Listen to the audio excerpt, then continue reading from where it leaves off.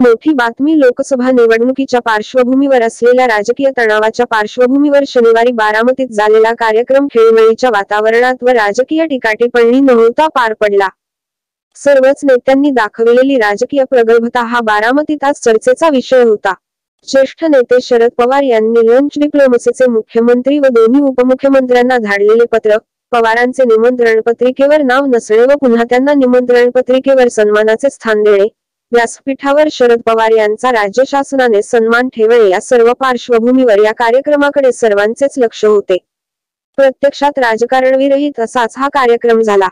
एकनाथ शिंदे व देवेंद्र फडणवीस यांनी राजकारणविरहित हा उपक्रम असल्याचा केलेला उल्लेख आणि ज्येष्ठ नेते शरद पवार यांनीही या उपक्रमासाठी सरकारची केलेली प्रशंसा व अशा कामात कायम साथ देण्याची ग्वाही यामुळे हा कार्यक्रम एका वेगळ्याच उंचीवर गेला। मुख्यमंत्री व उपमुख्यमंत्री देवेंद्र फडणवीस बारामतीत येणार म्हटल्यावर राजकीय फटकेबाजी होईल अशी अपेक्षा होती।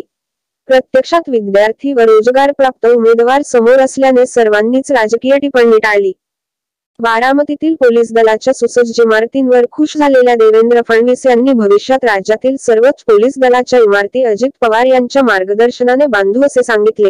ते हळूच म्हणतील मग गृह खातेही मलाच देऊन टाका, पण असे होणार नाही, खाते मिळणार नाही अशी गंमतीदार कोटीही फडणवीस यांनी केली।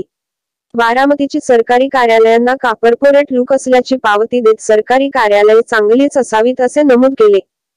बारामतीच्या विकासासाठी हात आखडता घेणार नाही अशी ग्वाही देतानाच व्यासपीठावर उपस्थित अर्थमंत्री अजित पवारांना बघून शिंदे म्हणाले, तिजोरीची चावी तुमच्याकडेच आहे, त्यामुळे काही अडचणच नाही।